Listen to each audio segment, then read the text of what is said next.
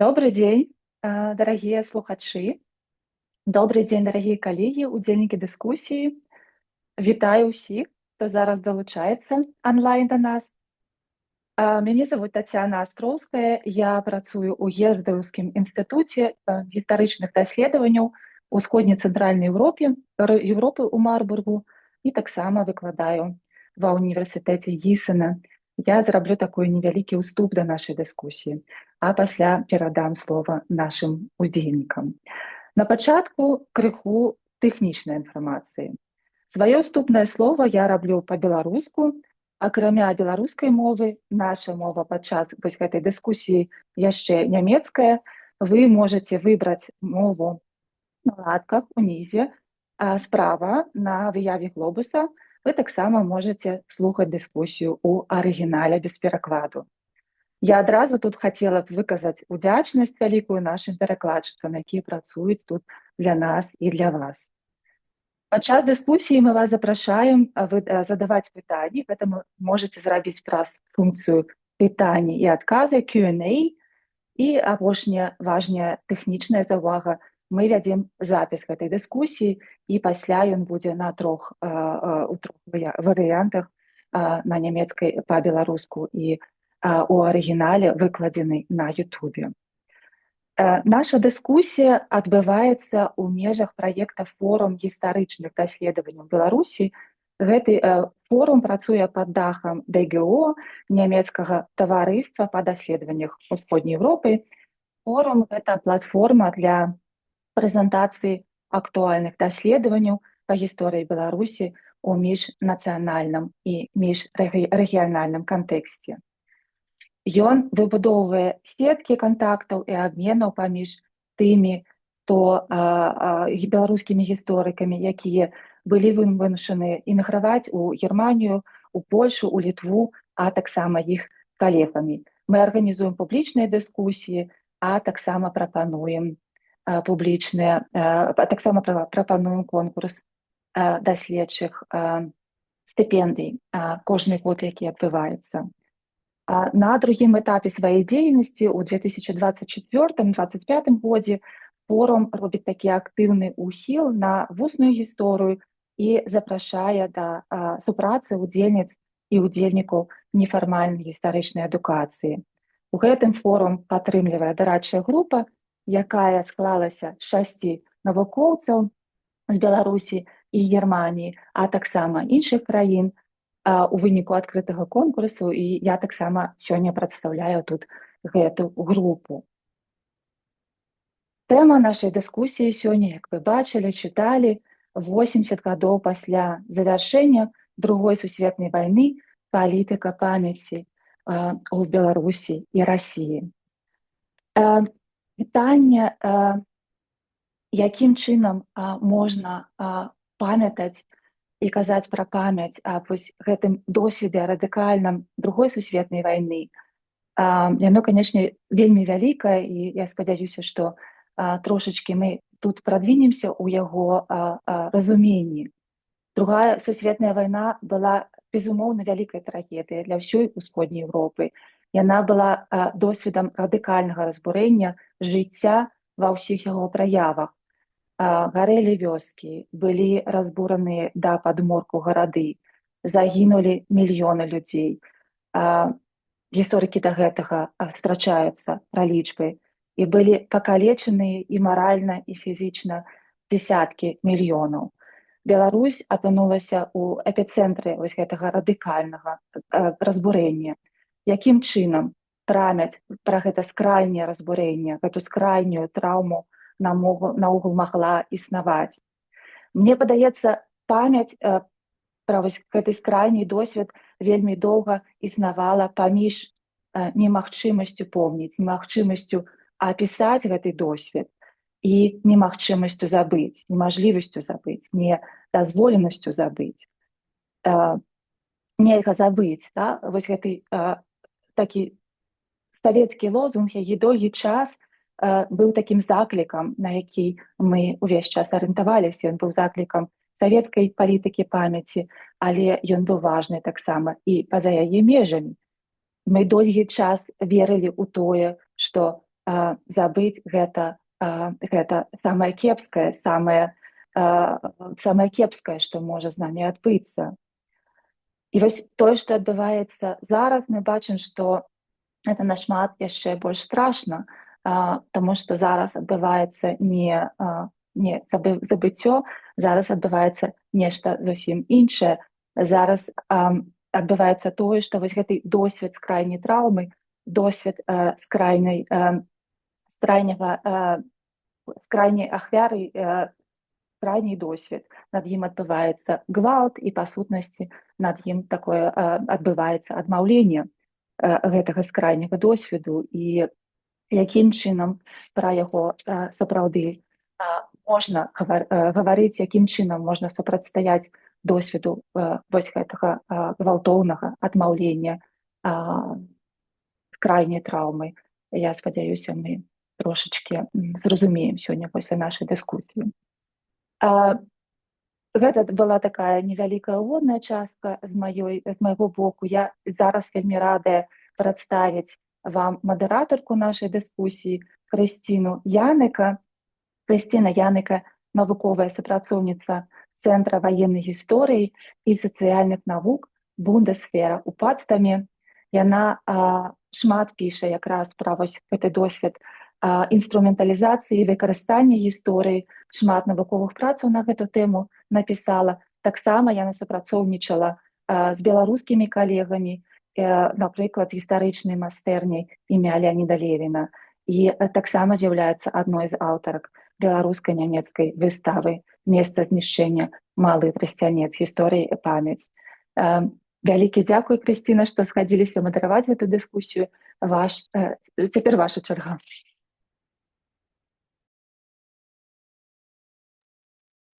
Vielen Dank, Tatjana, und vielen Dank für diese Велике дякую, Тетяна, за гэту цудоўна арганізаваную імпрэзу. Я вельмі радая на працяг часу ці часу і 30 хвілін паразмаўляць на гэтую тэму. Мне хацелася прадставіць нашых гасцёў і таксама сказать вам, что вы можете задавать свои питания Алексею Браташкину и Мишу Габовичу. Миша Габович, он историк и социолог, он вывучает шматлингвістычныя пытанні у універсітэце в Майнцы. Ён напісаў шматлікія працы па успамінах ва ўсходнай Еўропе і таксама памяці дня перамогі, аб чым пойдзе сёння наша гаворка. І ён напісаў кнігу з Міколай Гаманюк аб акупацыі ў Украіне. Алексей Братачкін – гэта беларускі гісторык. Ён у 21 года ён у Нямецчыне, ён быў у Франкфурце Одера у універсітэце в Ядрыне, і зараз ён у дыстанцыйным універсітэце ў Хагене.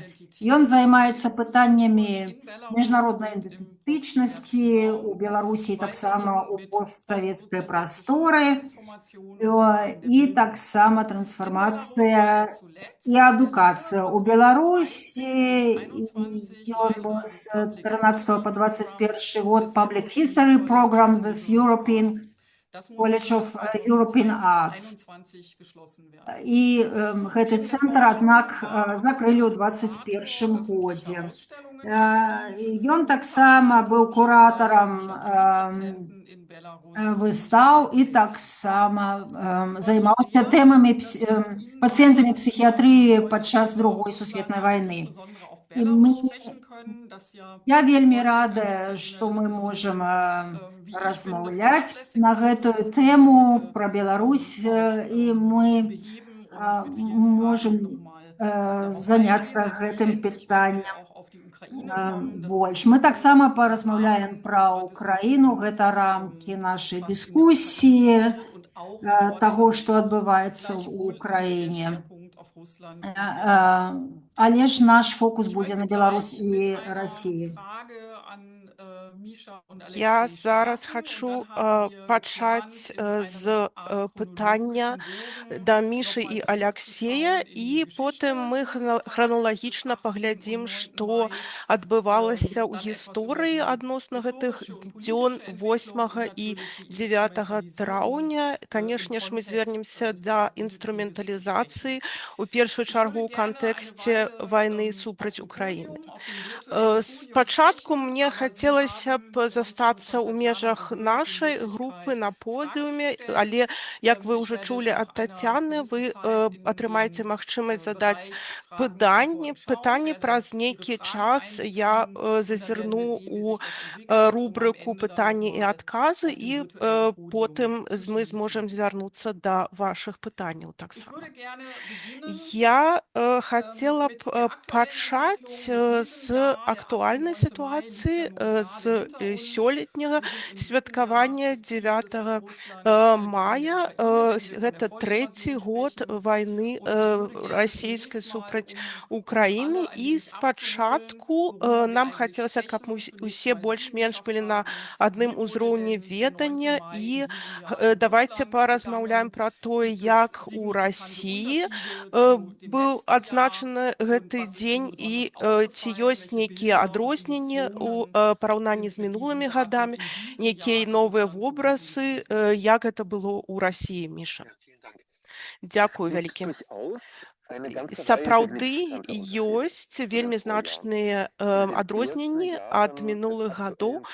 У першыя гады актуальнай вайны магло з'явіцца ўражанне, што кіраўніцтва Расіі не зусім добра ведае, што рабіць з гэтым 9 мая.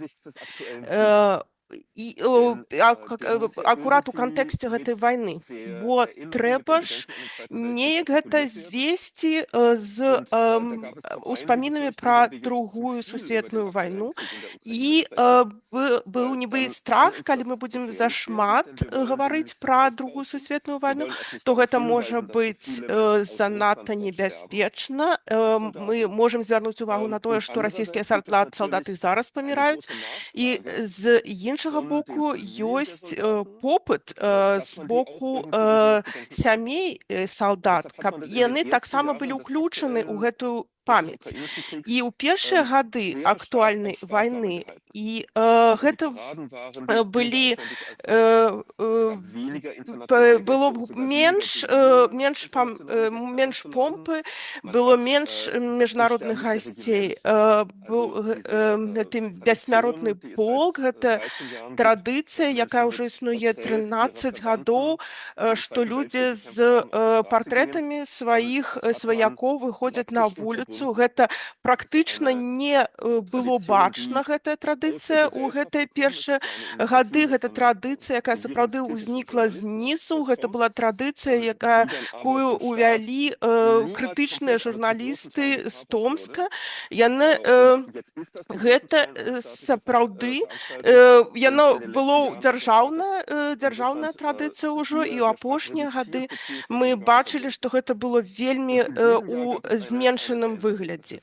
І сёлета ўсё было большым, буйнейшым, было больш гасцей, большы парад, было больш салдат на Чырвонай плошчы, і, дарэчы, таксама вельмі адкрыта паказвалі салдат актуальнай вайны. То бок гэта ўжо няма ўжо гэтых рамак асабліва, і ў Маскве хутчэй менш гэтага было, але ў краіне вельмі шмат, і таксама былі паказаныя партрэты салдатаў, якія загінулі ва ўкраіне зараз. То бок гэтая розніца паступова размываецца, і практычна няма ўжо ніякага ўжо нішто не стрымлівае дэманстрацыі публічнай гэтай сувязі паміж вялікай айчыннай вайной і сучаснай вайной у Украіне. І з майго пункту гледжання гэта вялікая эвалюцыя, якая звязаная сутыкнуліся з тым, што ёсць гэты попыт.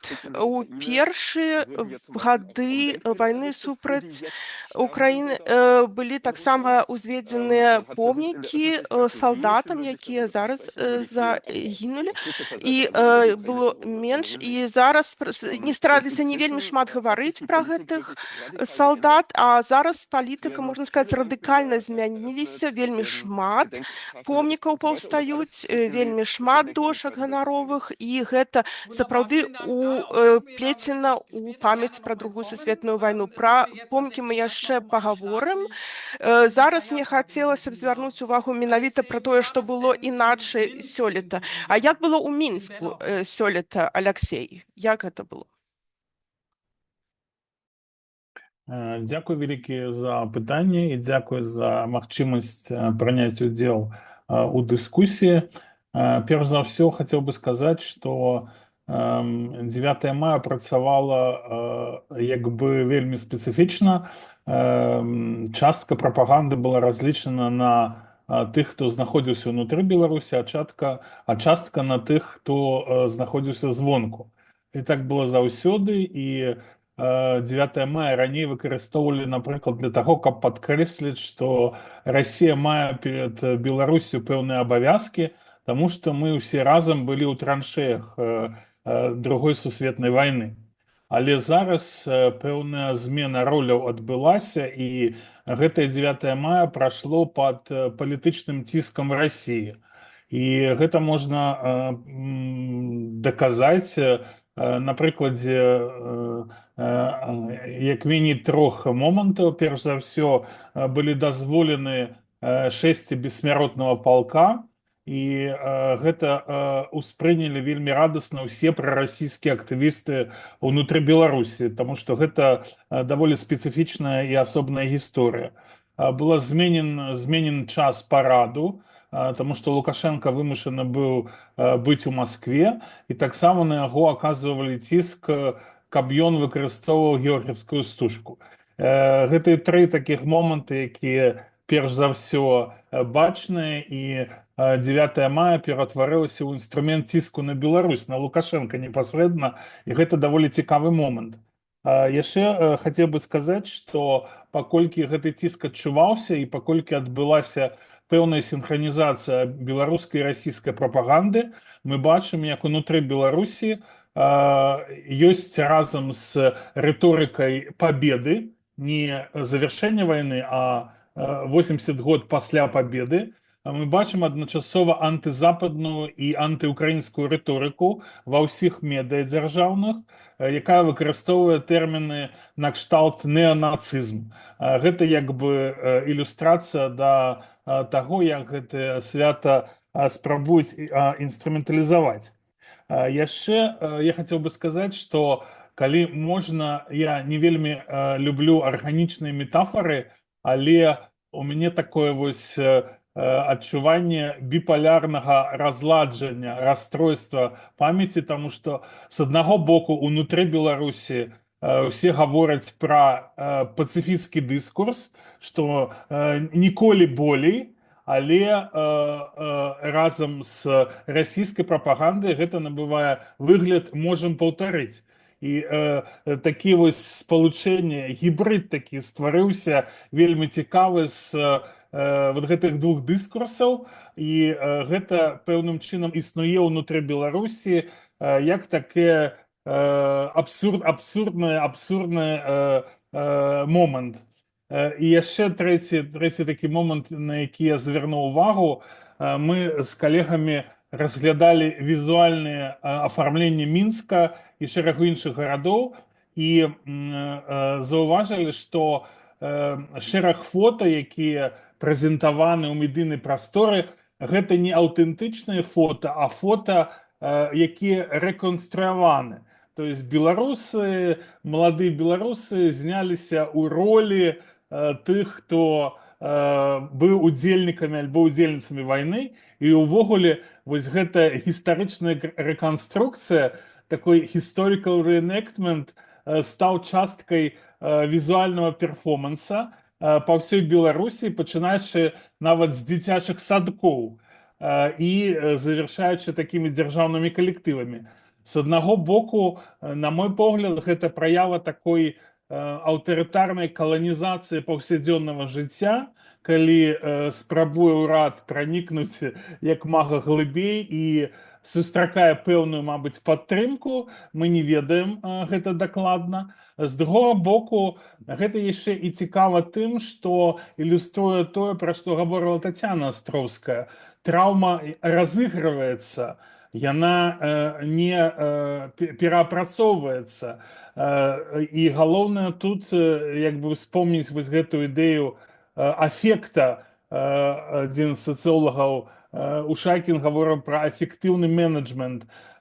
Людзей хацяць падключыць да гісторыі вайны і не гавораць пра крытычны дыскурс, пра рэфлексію, проста патрабуюць пачуццяў, і вось гэта все разыгрываецца ў публічнай прасторы як спосаб атрымання эмоцый, падключэння да гісторыі вайны. І апошняе, што хацеў бы сказаць, это, конечно, ідэя геноциду беларускага народа, якая зараз Алексей, так, Алексей, з'яўляецца рамкай. можна я вас перапыню, і мы яшчэ так. пагаворым пра гэта. Сапраўды, Дзякуй. мне б хацелася пагаварыць менавіта пра сённяшні момант, але гэта вельмі важна, пра што вы кажаце. Пакуль мы вернемся зноў у сучаснасці, хацелася б яшчэ звярнуцца да гісторыі.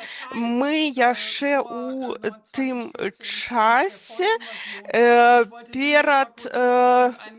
перад пачаткам паўнамаштабнага ўторгнення Расіі ва ўкраіну, і я хацелася б, каб мы пагаварылі пра тое, як гэты дзень змяняўся, як можа быць, асабліва з акцэнтам на год 1991, і як гэта змянілася перад анексіяй Крыма і пасля. Гэта, канешне, вельмі складана, вельмі коротка зрабіць, вельмі важна зразумець наступнае. Сёння мы кажам пра дзень перамогі, нібыта гэта так ужо было, і так было самым важным святам у савецкі час, але так не было. Гэта ніколі не было самым важным святам у сімвалічнай іерархіі, як, напрыклад, 7 лістапада. І у Расіі сапраўды гэтае свята толькі ў постсавецкі час зрабіўся такім важным гэтае свята. І не, трэба сказаць, не пры Пуціне, але пры Ельціне. Менавіта ён упершыню правёў парад 9 мая, і з таго часу кожны год.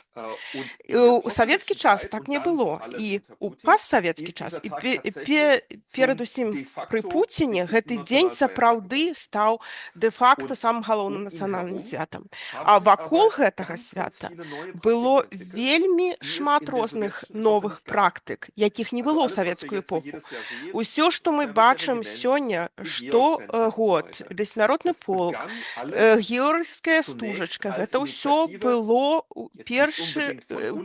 спачатку ініцыятывы, нельга сказаць, каб сапраўды знізу, але гэта сапраўды было з грамадства. Розныя актары ў грамадстве прапанавалі гэтыя варыянты. І зноў жа, і гэта сапраўды савецкая традыцыя, і потым дзяржава звярталася да гэтага і прысвойвала гэта. Як толькі, вось тое, што Алексей ўжо казаў, пра эмоцыі, калі бачна, што гэта выклікае эмоцыі, то тут жа дзяржава гэта бярэ сабе. І сапраўды гэта праводзіцца тады паўсюль як абавязак. І гэта сапраўды тая дынаміка, якую мы назіраем апошнія 30 гадоў. Для людзей гэта важна. Яны сапраўды хочуць памятаць, і бо гэта тычыцца іх сямей. У іх ёсць шмат магчымасцей, якіх не было за савецкім часам. Але як толькі штосьці з'яўляецца, што функцыянуе, і тое, ува што людзі, да чаго людзі падключаюцца, то дзяржава кажа, ага, гэта можа быць для нас карысным, для нашых мэтаў. Vielen Dank.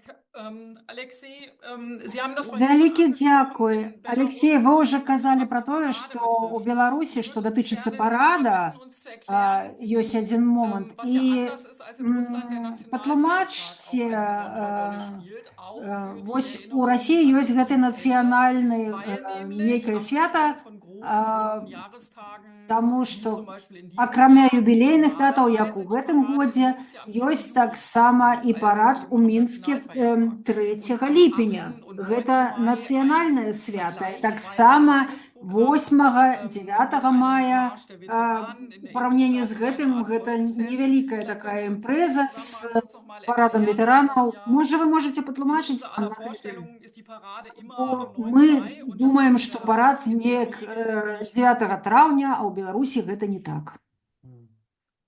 Дзякуй вялікі. Няма аднаго адказу на гэтае пытанне, але ж я паспрабую і хацеў бы сказаць, што адразу як Александр Лукашенко прыйшоў да ўлады, памяць пра другую сусветную вайну была выкарыстана як рэсурс для палітычнай барацьбы.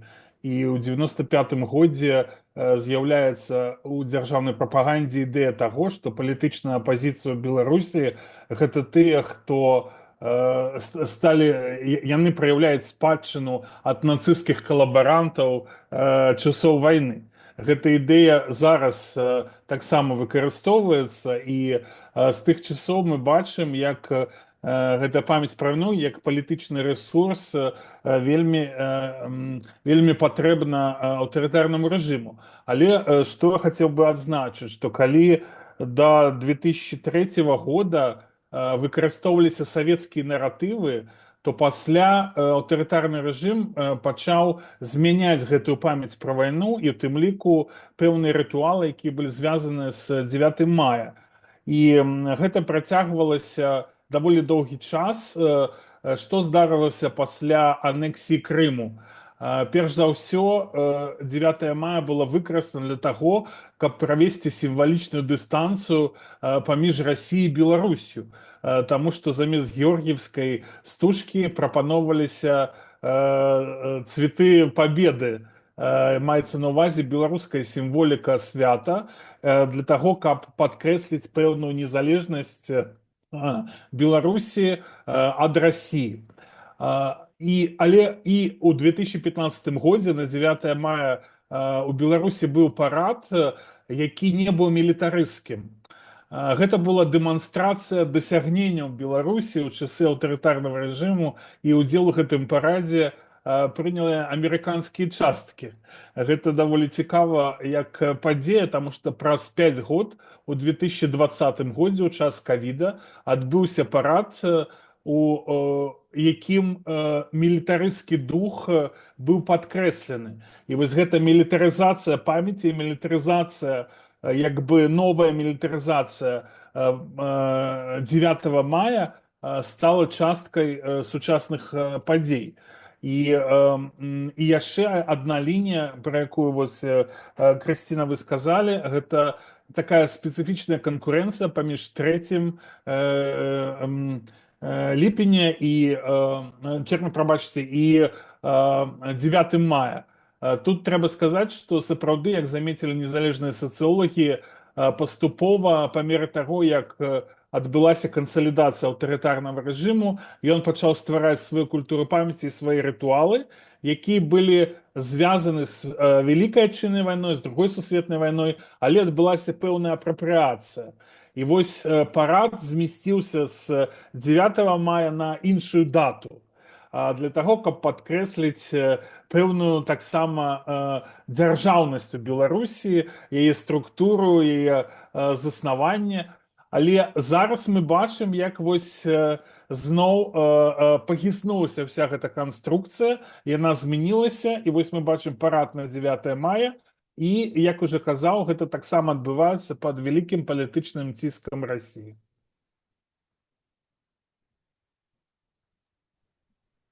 Vielen Dank, Alexei. Ich habe noch eine Nachfrage, um ein bisschen in dem historischen Kontext zu bleiben. Вялікі дзякуй, Алексей, каб застацца ў гістарычным кантэксце. Алексей ўжо закрануў тэму георгіевскай стужкі. Міша, ці можаце вы нам неяк тут сказаць, што гэта такое і чаму гэта стала сімвалам барацьбы супраць Украіны. І чаму ў Берліне гэты сімвал быў забаронены. Так, гэта не стужка, але стужачка, бо ёсць тут розніца, з чым гэта звязана ў ваенным сэнсе. Гэта сімвал узнік у 2005 годзе па ініцыятыве адной журналісткі дзяржаўнай агентуры. І гэта была цікава, але ж гэта была брытанская нейкая традыцыя, якія выкарыстоўвалі кветкі мака. І пасля Першай сусветнай вайны. І тут гэты сімвал таксама спрабавалі выкарыстоўваць, але ж потым гэтая стужачка, яна неяк распаўсюдзілася, яе бескаштоўна раздавалі ўсім, і пасля гэтага вельмі хутка пачалося такое ўпрыгожванне ўсяго. Гэта індывідуалізавалася, і гэта было сімвалам другой сусветнай вайны, і гэта потым, аднак, зрабілася такім агульным патрыятычным сімвалам. Тут прадаваліся нейкія тавары з гэтым, нейкія бутэлькі водкі, гарэлкі, там нешта такое.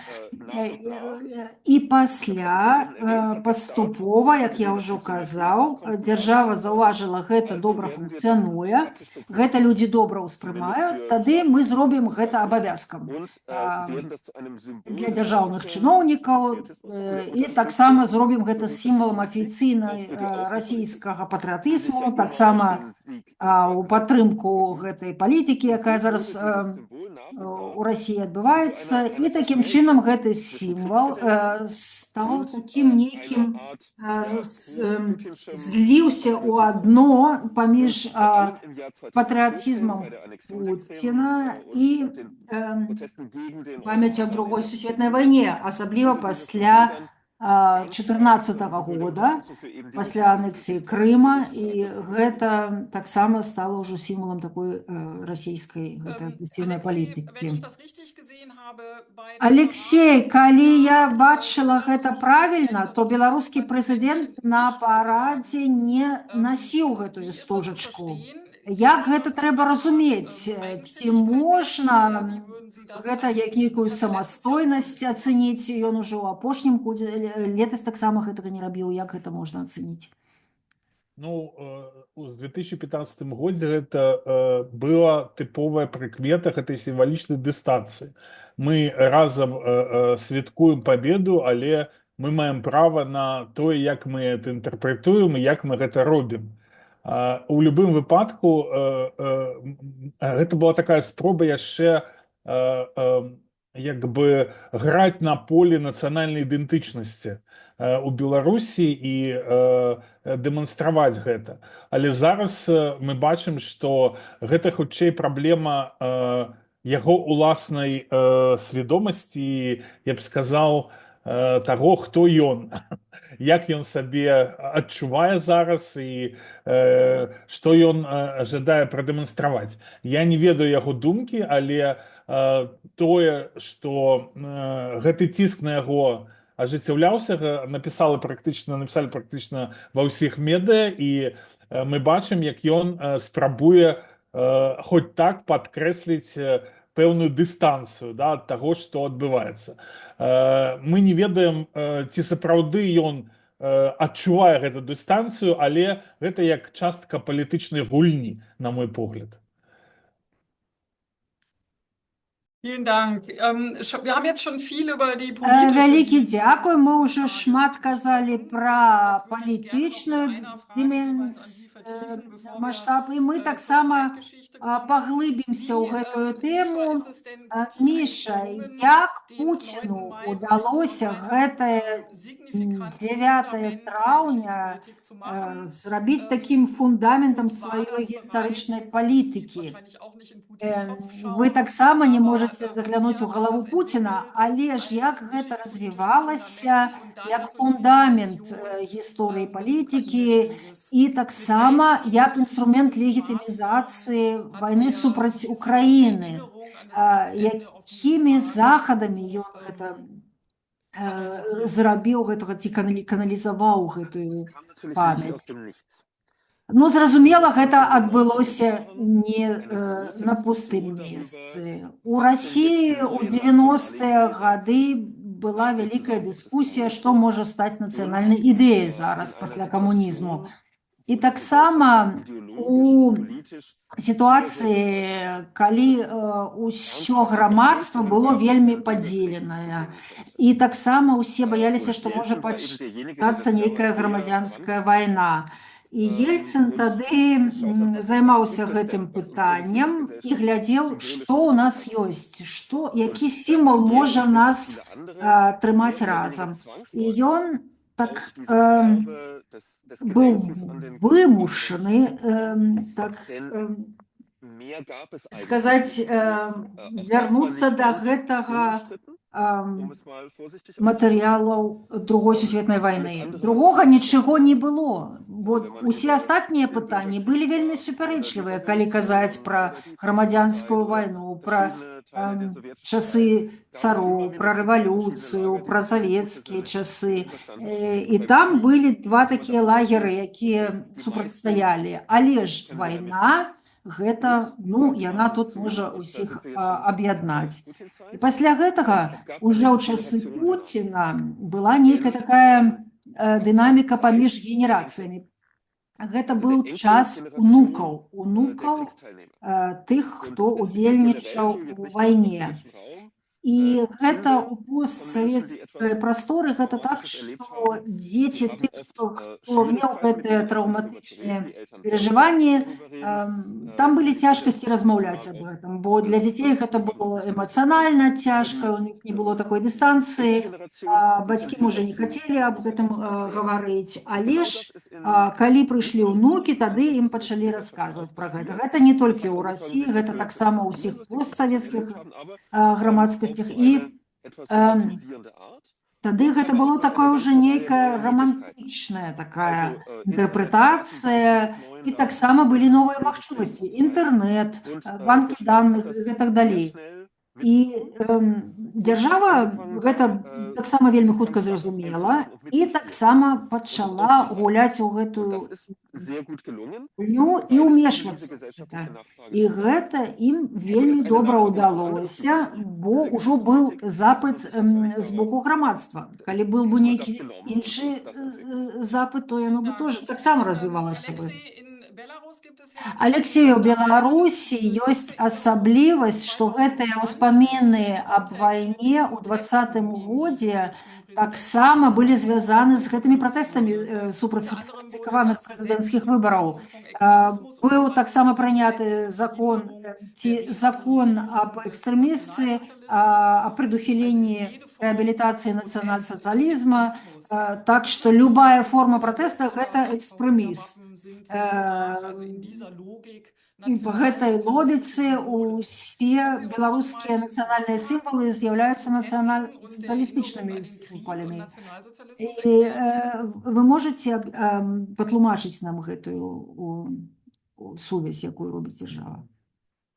Я просто хотел бы дадаць, што так здарылася, што Беларусь перш за ўсё сапраўды мела траўматычны досвед, таму што вся тэрыторыя Беларусі была акупавана ў часы Другой сусветнай вайны, і мы сапраўды бачым тое, пра што гаворыла Тацяна Астровская ва ўводзінах да нашай беседы. І гэтая траўма альбо ўспаміны аб ёй, яны сталі фундаментальнай часткай не толькі дзяржаўнай ідэалогіі, але і асабістых сямейных гісторый. І калі адбылася медыялізацыя, напрыклад, да, от я заўважыў, калі з'явіліся сацыяльныя сеці, звычайна на 9 мая альбо на пэўныя святы з'явіліся шмат постаў звычайных людзей, якія артыкулявалі сямейныя гісторыі, звязаныя з вайной. Яны не заўсёды супадалі з афіцыйнымі наратывамі, але гэта падкрэслівала, наколькі гэтая памяць важная для супольнасці. Што адбылося далей? Як я ўжо казаў, у сярэдзіне 90-х гэтую памяць прысвоіў палітычны рэжым, гэта адбылося вельмі натуральна, і потым мы бачым, як ёсць афіцыйная памяць пра другую сусветную вайну, якая носіць лейбл «Памяць пра Вялікую Айчынную вайну». Адначасова ёсць шмат праектаў, якія дэканструююць гэту памяць, уже неафіцыйных. І на фоне гэтага у 2019 годзе з'яўляюцца першыя ідэі пра тое, што неабходна кантраляваць гэтую памяць. І у 2015 годзе празвучала прапанова увесці крымінальную адказнасць за тое, каб інтэрпрэтацыі памяці пра вайну не адрозніваліся ад афіцыйных. У 2019 з'яўляюцца пэўныя матэрыялы, дакументы пра тое, што мы павінны кантраляваць гэтую памяць.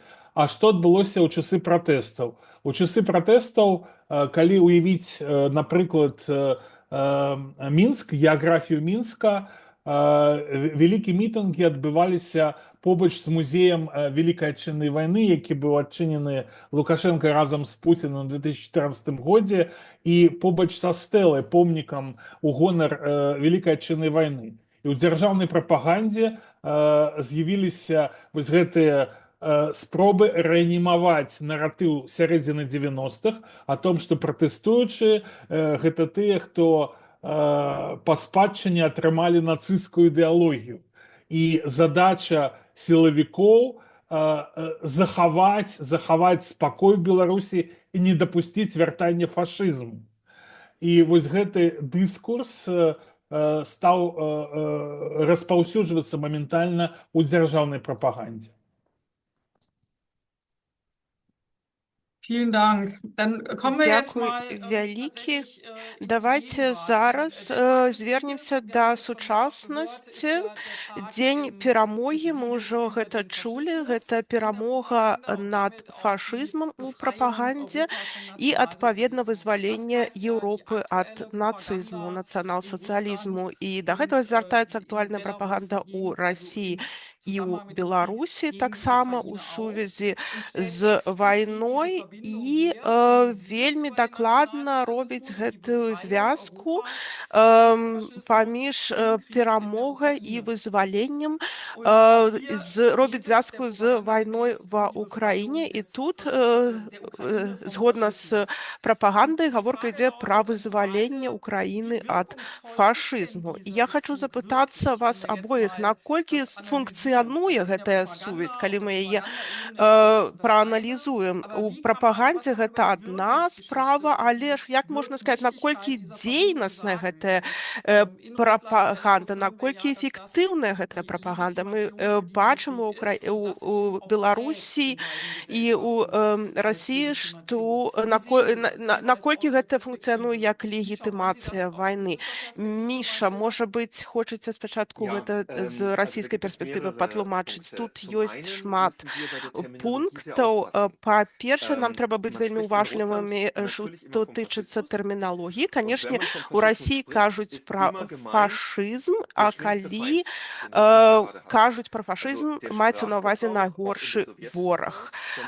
У мове і за савецкім часам фашызм азначаў, што ён практычна не быў ніяк звязана з нейкай канкрэтнай палітычнай сістэмай з фігурай фюрэра і гэтак далей, гэтак далей. Фашызм гэта проста раўнялася самы горшы вораг. Гэта магло тычыцца самых розных ворагаў. Ціта, напрыклад, калі Сталін пасварыўся США і гэтак далей. Але паняцце нацызм, яно таксама было ва ўжытку, але перадусім гэта тычылася праціўнікаў, якія бачылі у такой у пазіцыі падпарадкаванай, напрыклад, Венгрыя або Пражская вясна. Там казалі пра нацыстаў, і ідэя палягала ў тым, што яны не самастойныя, а іх кантралююць сапраўдныя вельмі дрэнныя фашысты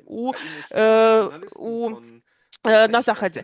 І гэта тычыцца таксама Украіны. Украінская паўстанцкая армія, бо гэта зусім іншая тэрміналогія, зусім іншае ўжыванне тэрмінаў. Але гэта тая традыцыя, якую мы сёння бачым. І тым самым можна патлумачыць, чаму гэта спрацоўвае. Каб, напрыклад, украінскае кіраўніцтва або увесь украінскі народ паказаць як нацыстаў, то не трэба ўвогуле размаўляць пра тое, ці сапраўды ў іх ёсць прыхільнасць да нацыянал-сацыялісцкай ідэалогіі. Дастаткова сказаць, яны генеалагічна неяк звязаныя з гэтымі украінскімі гістарычнымі нацыяналістамі, напрыклад, УПА або Бандера, гэта ўсё належыць у адзін кацёл, так сказаць.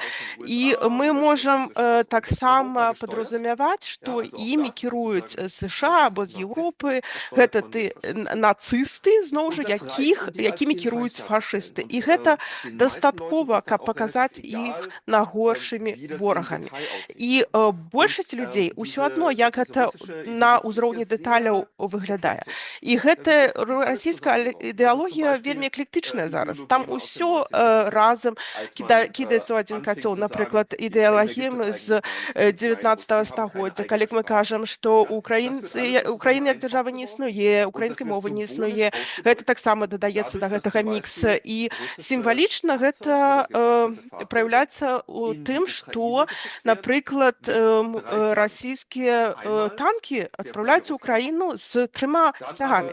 Расійскі сцяг, савецкі пераможны сцяг і сцяг з тварам Ісуса Хрыста.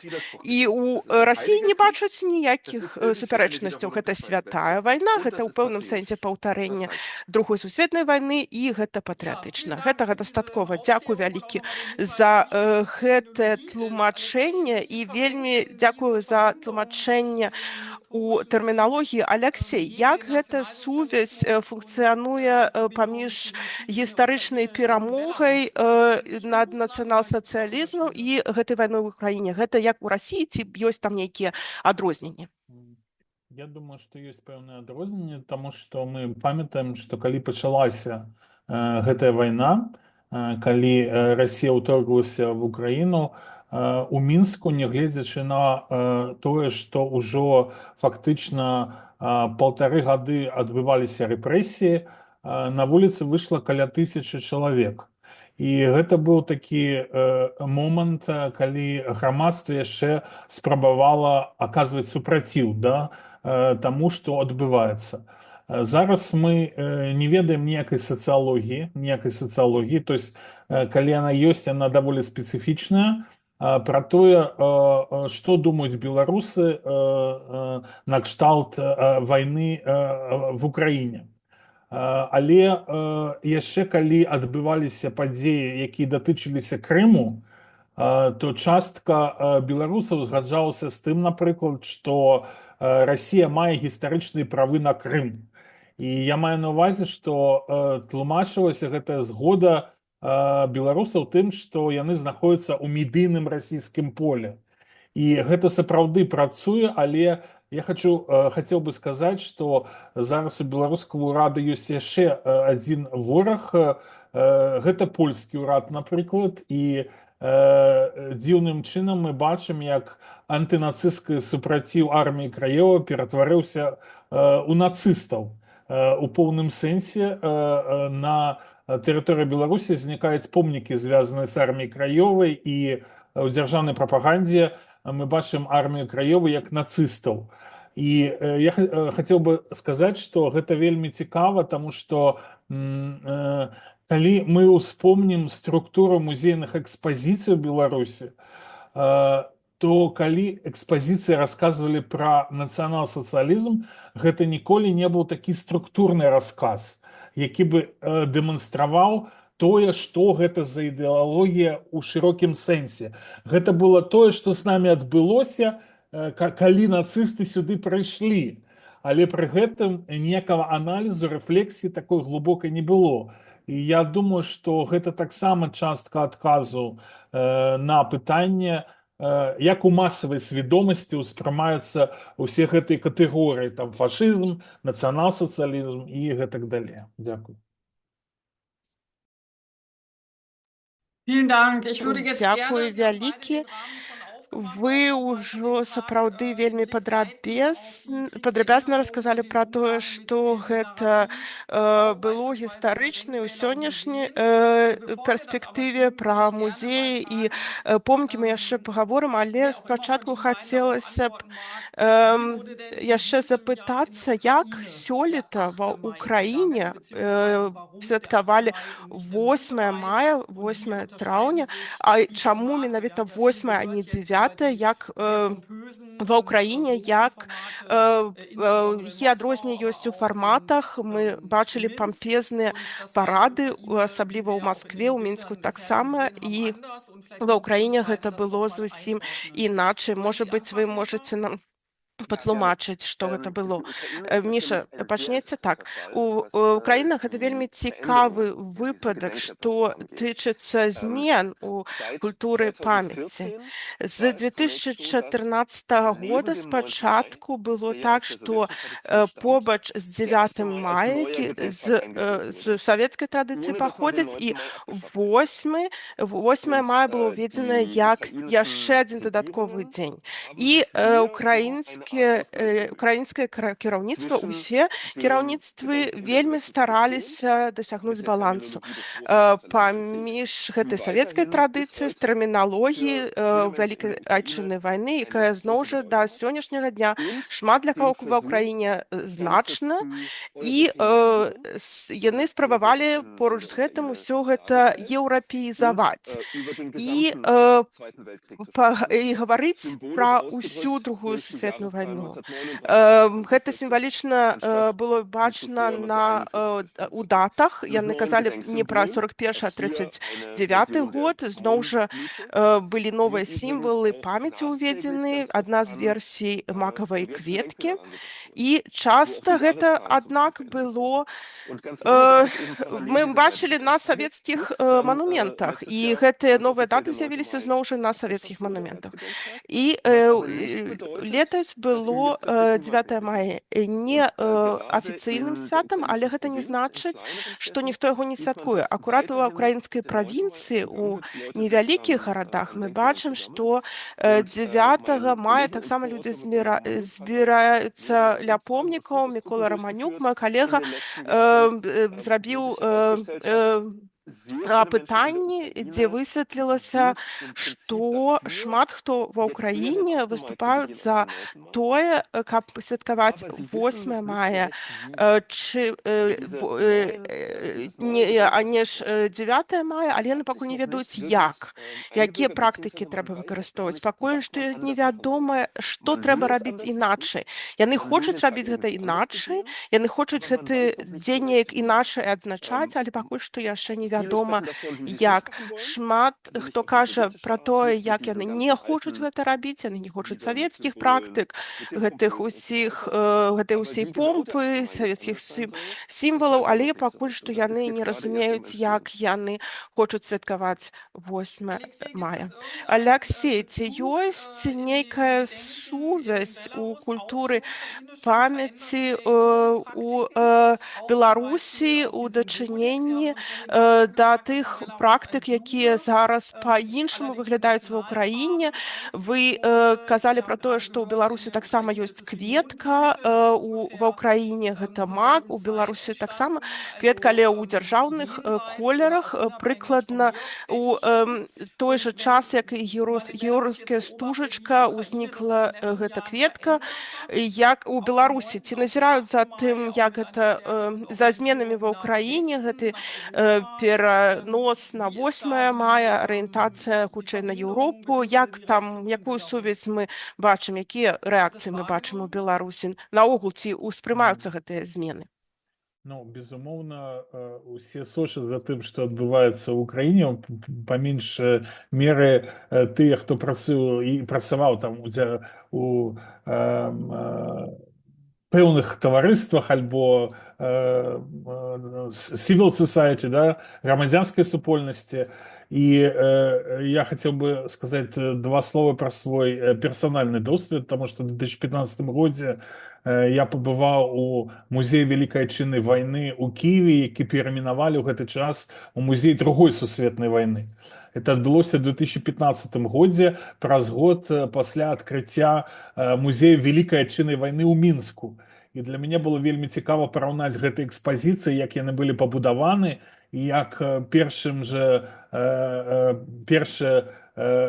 крок, які зрабілі ўкраінцы, яны прэзентавалі ўсе спорныя і праблемныя пытанні ў музеі, напрыклад, пакт Ріббентропа-Молатава. У Беларусі гэта было немагчыма на тот момент у афіцыйных інстытуцыях, і зараз мы бачым, як вось гэта пэўная свабода, якая існуе ў краіне, калі гаворыць пра гістарычныя дыскусіі, у Беларусі інтэрпрэтуецца вельмі спецыфічна ў дзяржаўнай прапагандзе. І прапаноўваецца як некая такая канспіралогія захадная, да? Каб знішчыць пабеду, нешта там забраць і гэтак далей. Это тое, што мы прачытаць можам у дзяржаўных медыа, якія я таксама недаўна спрабаваў чытаць. Але трэба сказаць, што для звычайных людзей вось гэтая украінская сітуацыя, яна амбівалентна таксама разглядваецца, таму што я чуў і розныя меркаванні пра тое, што, мабыць, гэта празмерная такая практыка адказу ад 9 мая, гэтак далей, ну, але гэта такая масавая свядомасць. Дзякуй вялікі. У нас ужо ёсць пытанне ў чаце, бо гэта вельмі добра пасуе, бо я таксама хацелася спытаць нешта падобнае на пытанне пра практыкі ўспамінаў і ў гэтай сувязі помнікаў. Вы ўжо, Міша, вы нейкую манаграфію ўжо апублікавалі на гэтую тэму. Можа, вы можаце сказаць, як у Расіі адлюстроўваецца таксама ў краіне гэтая памяць у помніках. І у нас таксама па гэтай тэме ёсць пытанне Вальтера Кауфмана. Можа, Алексей можа на яго адказаць. Я яго прачытаю. 9 траўня ў абканым Марыуполі усталявалі помнік Сталіну. Аэропорт у Волгограде таксама называецца Сталинград. І вопрос, можа, ёсць нейкая рэсталінізацыя памяці ёсць ли такое таксама у Беларусі? Ці гэта толькі у Расіі? І гэта таксама, можа, вы можете сказаць, гэта ўчыненне да помнікаў. Так, Міша, но мы цэлую кнігу напісалі пра гэта, пра палітыку памяці ў Украіне, і вельмі коротка складана адказаць, але ж для мяне цікавае развіццё ў Расіі гэта тое, што ўпершыню ёсць такая установа вярхоўная для гэтых помнікаў. помнікаў. Гэтага не было раней у Савецкім Саюзе. У Заходняй Еўропе ёсць нейкія такія арганізацыі грамадскія, якія гэтым займаюцца, але у Савецкім Саюзе гэтага не было. І гэтыя заказы на пабудову помнікаў раздаваліся шматлікім арганізацыям. Але ж ёсць зараз у Расіі такое гістарычна ваеннае аб'яднанне, гэта як, ну, можна сказаць, міністэрства публічнай памяці, і гэта яны таксама спрабуюць кантраляваць гэтыя помнікі. Гэта ім не ўдаецца яшчэ цалкам, але ж гэта ўжо больш цэнтралізавана, чым гэта было раней. І гэтыя помнікі, яны павінны несці ідэалагічнае такое пасланне і таксама успамінаць герояў. Ужо ў 22-м годзе, пасля, калі прайшло некалькі месяцаў, там был усталяваны помнік Александру Неўскаму.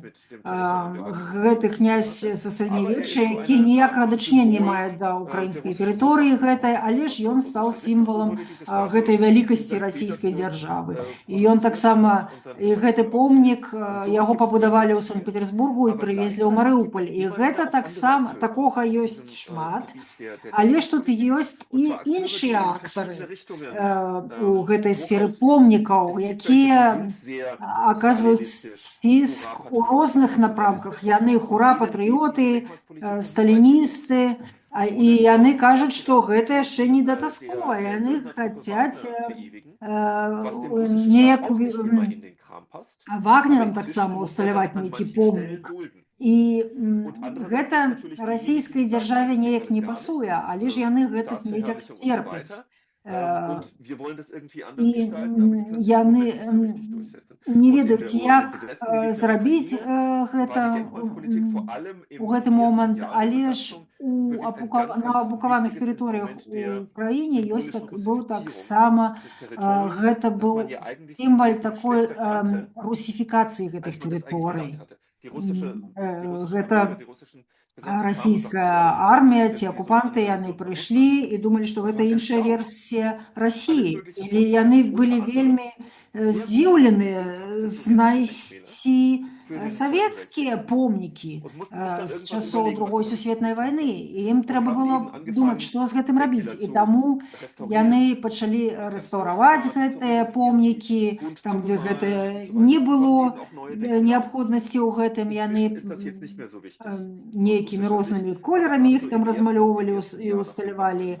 І гэта было вельмі важна пасля лютага 22-го года, потым гэта ўжо неяк страціла сваё значэнне. Алексей, можа, вы можете сказаць, што датычыцца Беларусі, ці ёсць рэсталінізацыя таксама памяці ў Беларусі? Дякую вялікі за пытанне. Гэта цікава, таму што ў 2005 годзе ветэраны вайны в Афганістане пабудавалі лінію Сталіна пад Мінскам. Гэта была спроба рэканструяваць нібыта баявыя ўмацаванні перадваенныя. І было шмат пратэстаў з боку грамадзянскай супольнасці ў 2005 годзе. Гэты аб'ект, тым не менш, запрацаваў, але запрацаваў як камерцыйны атракцыён, як турыстычны атракцыён. Это такі прыбыльны камерцыйны праект. І тут вельмі цікава, як адбываецца вот гэты кансюмерызм, як гісторыя патрапляецца ў межах краіны, і мы можам гаворыць пра этыку гэтага кансюмерызма, да, то як мы гэта робім. І цікава тое, што зараз мы бачым перыядычна спробы укінуць у публічную прастору вось гэтыя просталінскія рэчы, напрыклад, з вуснаў гісторыка-прапагандыста Гігіна гучалі фразы «Дзякуй Сталіну за беларускую дзяржаўнасць», напрыклад, і гэтак далей. Але сам Гігін з'яўляецца такім прарасійскім чалавекам, нягледзячы на тое, што ён займае пэўныя прапагандысцкія пасады ў Беларусі, і ўсё ж такі вось гэтая прамоцыя Сталіна гэта альбо настальгічныя такія моманты, звязаныя з камунізмам, з Савецкім Саюзам, альбо гэта прарасійскія моманты.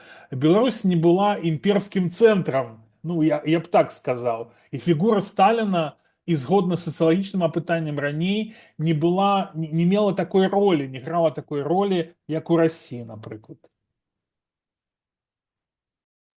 Vielen Dank. Wir haben zwei weitere Fragen, aber die erste von Вялікі дзякуй. У нас ёсць яшчэ два пытанні. І першае я магу звязаць з другім пытаннем, якое і маё. Таксама мы шмат казалі пра ўспаміны дзяржаўныя, рэлігіялізаваныя. Як выглядае справа з альтэрнатыўным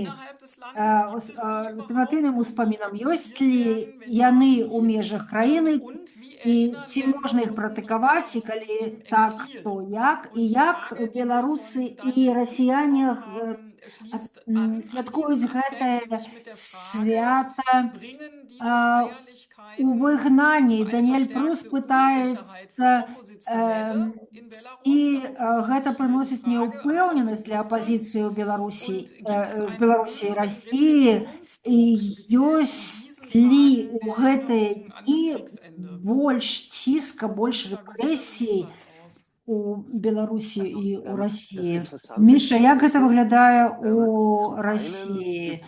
Гэта цікава ў тым сэнсе, што ёсць шмат адхілення гэтых дзяржаўных аркестраваных практык.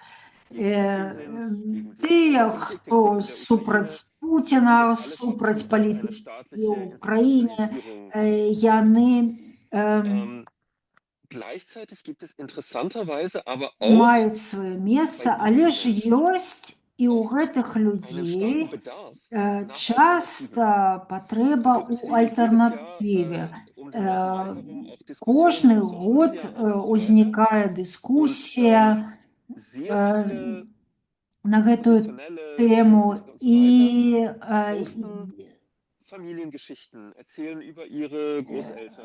там ёсць нейкія наратывы ў сем'ях, як яны расказваюць гэта, і у іх няма магчымасці арганізаваць гэта ў дзяржаўных маштабах, як ім гэтага хацелася, але ж яны шукаюць гэтага. Вельмі цяжка знайсці гэта, калі расійская дзяржава так дамінуе, але ж такія спробы ёсць. Напрыклад, у Берліне ёсць дні памяці аб вайне, і гэта таксама ў Трэптавым парке, у гэтым мемарыяле ёсць спробы арганізаваць і іншыя імпрэзы, чым гэтыя пуцінскія святы. Яны спрабуюць гэта рабіць, але ж не ведаюць так дакладна, як гэта рабіць, але ж у Расіі гэта рабіць вельмі цяжка. І людзі спрабуюць прыходзіць да нейкіх стэл, дзе яны кветкі кладуць і ў фарбах украінскага сцяба, каб паказаць, што яны супраць гэтай вайны. Больш там няма чаго зрабіць, але ж ёсць яшчэ другі аспект, які мне хацелася бы падкрэсліць. Ёсць таксама альтэрнатыўныя практыкі, якія ідуць не ад дэмакратаў, не ад лібералаў. І яны не арганізаваны дзяржавай. Напрыклад, як я ўжо казаў пра помнікі ці нейкія спантанныя мемарыялы такія пра салдат трупы вагнераў, пра гэтых жаўнераў. Гэта грамадскія ініцыятывы. Зразумела, гэта з тых людзей, якія мілітарысцкія, ультранацыяналісцкія, але ж нягледзячы на гэта, яны знаходзяць нешта сваё, нешта іншае. І гэта таксама выклік расійскай дзяржаве. І было б цікава паспекулировать, што магло б з гэтага атрымацца, калі дзяржава не будзе так дамінавацца. Але ж гэта ў вельмі далёкай перспектыве. Алексея, як выглядае гэта ў Беларусі з гэтымі альтэрнатыўнымі фарматамі, таксама ў Германіі і ў Беларусі? І ці ёсць больш рэпрэсіі ў гэтыя святочныя дні. Дякую за пытанне. Я хотел бы сказать, что пачынаючы з 90-х гадоў фармуецца альтэрнатыва афіцыйнаму дыскурсу. Гэта і выдавецкія праекты, якія публікавалі літаратуру часам перакладзеную там з нямецкай мовы альбо гэтак далей аб розных аспектах гісторыі другой сусветнай вайны. Гэта і у папулярнай культуры, напрыклад, мы можам вспомніць забарону на 10 гадоў фільма «Акупацыя містэрыі» у 2003 годзе, фільма Кудзіненка. Шмат чаго мы можам вспомніць вот гэтай спробы і нават стварыць альтэрнатыву, але на самой справе пагутарыць пра ўсё гэта, развязаць грамадскую дыскусію, што вельмі важна. Таксама былі спробы усталяваць мемарыялы, напрыклад, мірным жыхарам Беларусі, якія загінулі ад дзеянняў савецкіх партызан, якія спецыфічна ўспрынялі нейкую сітуацыю. То есть шмат чаго было. Зараз што мы можам сказаць, што безумоўна гэта все з'явіліся вот гэтыя мемарыяльныя законы, і мы можам сказаць, што адбываецца працэс секьюрытызацыі вот гэтай культуры памяці, што маецца на ўвазе, яна аб'яўлена зонай дзяржаўнай бяспекі. То есть для таго, каб нічога не змянілася, мы гэта ахоўваем і сочым за ўсім гэтым і спрабуем нешта зрабіць, калі нешта адбываецца, пэўным чынам пакараць. Што касаецца, што датычыцца таго, што адбывалася за межамі краіны, я не бачу прыкметаў такого арганізаванага свята.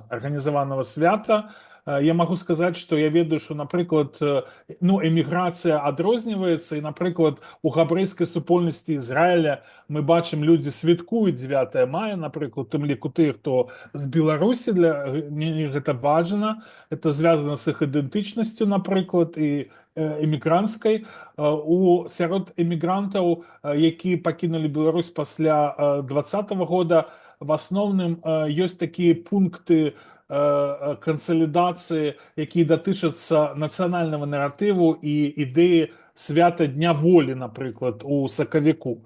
Это такі альтэрнатыўны календар. І да, вось адказ на тое пытанне, якое задалі. Дзякую.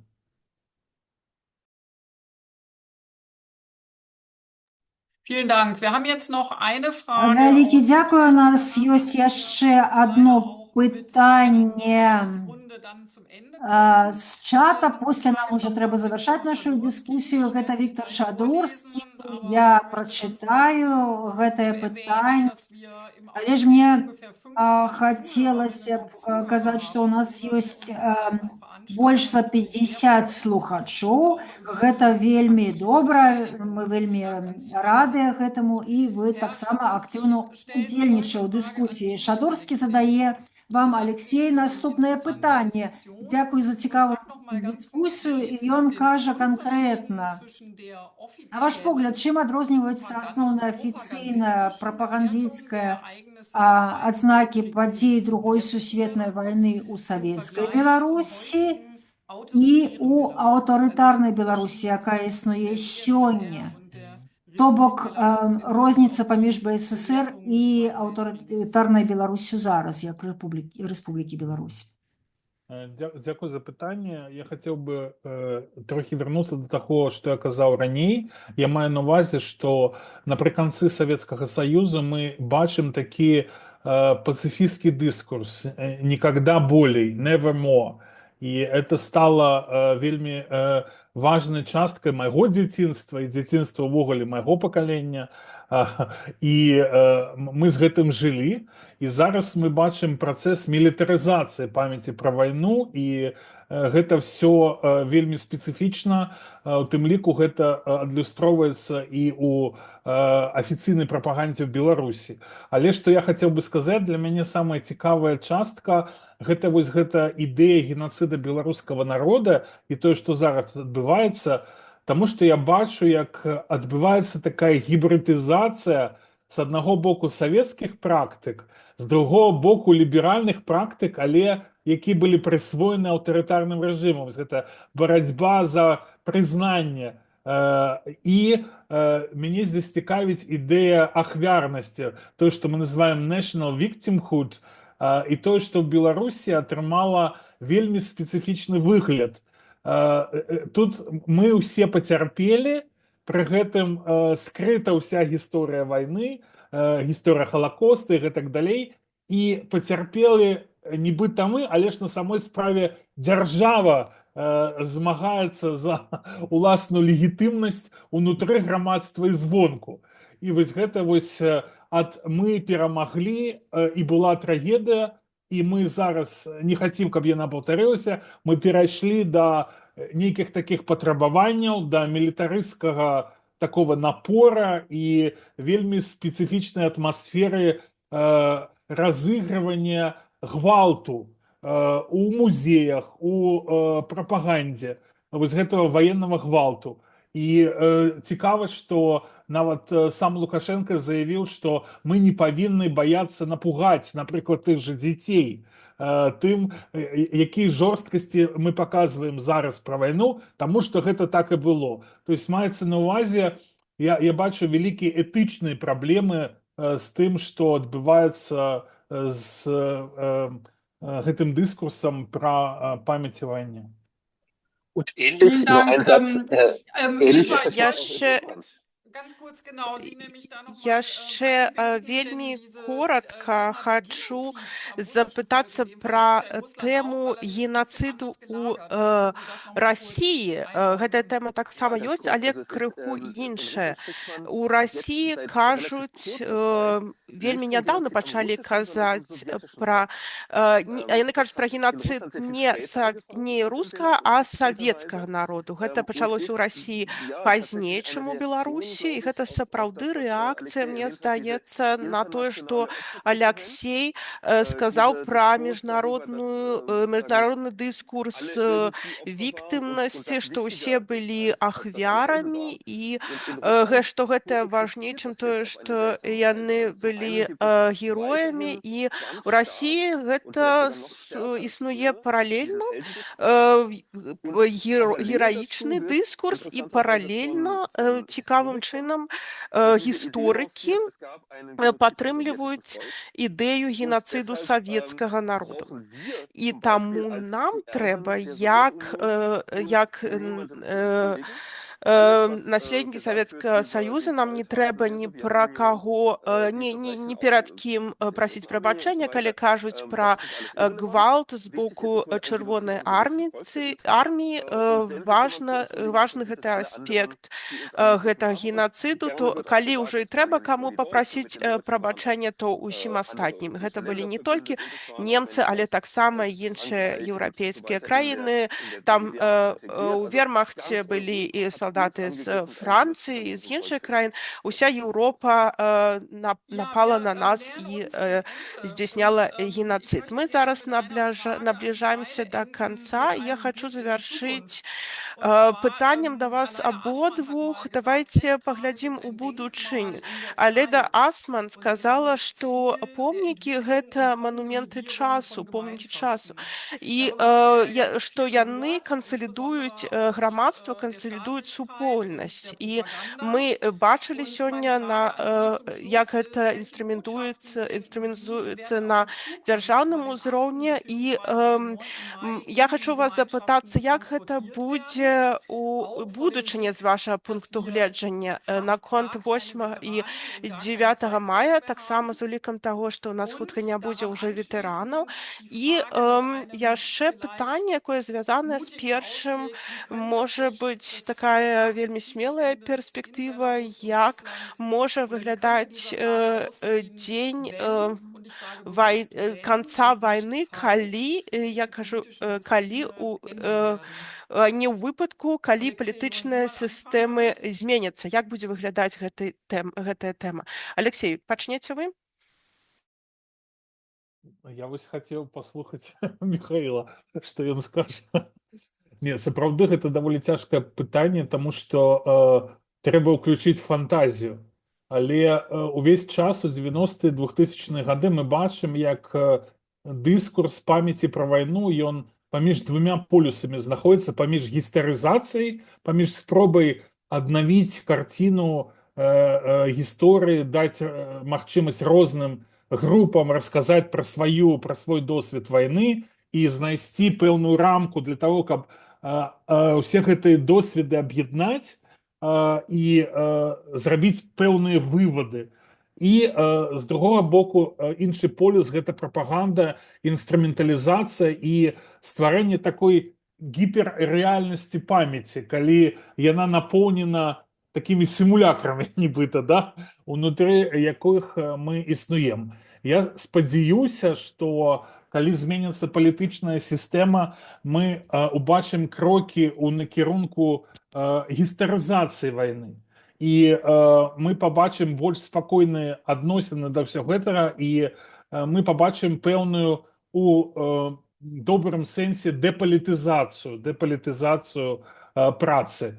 Але ж я лічу, што кожны мае права на свае ўласныя ўспаміны, і на ўзроўні індывідуальным, на ўзроўні сямейнай памяці мы будзем бачыць розныя практыкі таго, як людзі ўспамінаюць сваю сямейную гісторыю і як яны рэпрэзентуюць яе. Дзякуй вялікі. Vielen Dank, Misha. Дзякуй вялікі, Мішы. Я 6 гадоў таму напісаў тэкст пра магчымыя сцэнарыі Дня перамогі ў будучыні і параўнаў гэта з рознымі іншымі днямі памяці.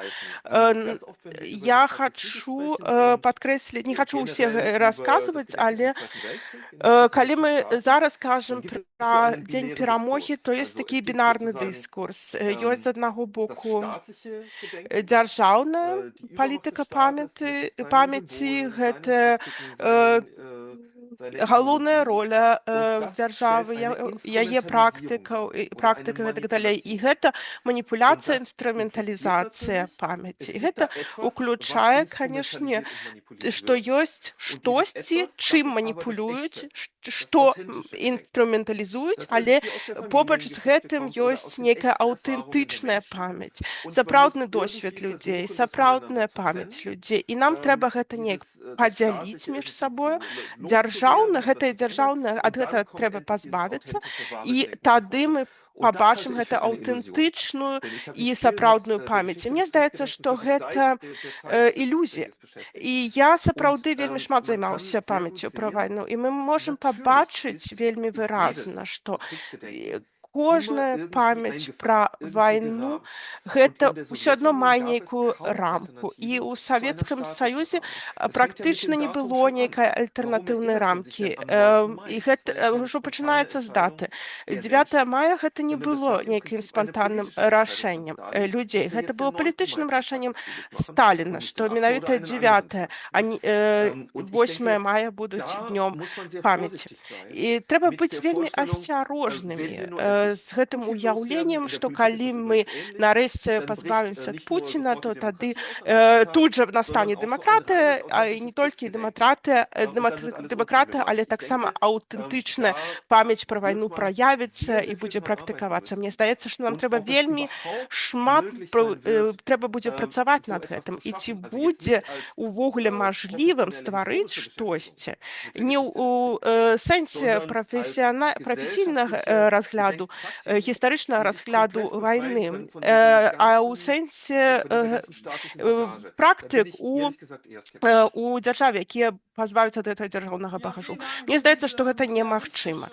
Дзякуй за гэтую вельмі рэалістычную ацэнку ў канцы. Мы тым самым завяршаем нашу дыскусію, і хачу падзякаваць Мішы Габавічу і Аляксею Братачкіну за сапраўды вельмі цікавыя, вельмі шматбаковыя рэакцыі на тое, што вы тут казалі, мне здаецца, што ў нас сапраўды зараз вельмі добрае уяўленне пра тое, як гэта ў Расіі, як у Беларусі, якія паралелі, якія адрозненні, дзе праяўляецца ціск на Беларусь з боку Расіі. Мы паглядзелі, як сітуацыя складваецца ва ўкраіне, што асабліва важна у кантэксце сённяшніх падзей ва ўкраіне.